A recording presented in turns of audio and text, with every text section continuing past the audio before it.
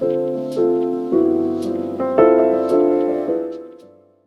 so as you can see, the shift arm shaking around there.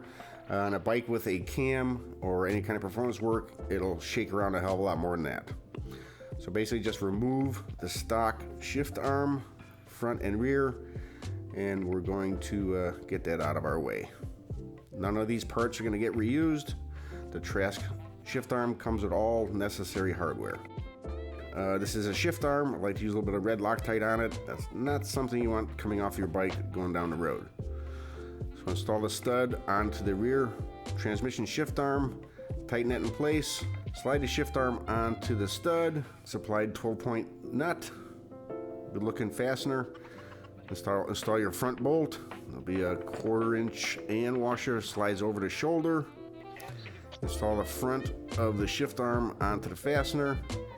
And finally, your 12-point nut goes on the back side of that. Tighten that down, and we will proceed to adjust the height of your shifter toe peg.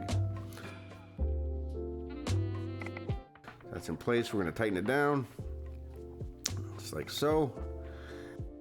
Lock down the jam nut onto the shifter arm, front and rear. Much less movement on that shift arm now. Trask Performance, going today.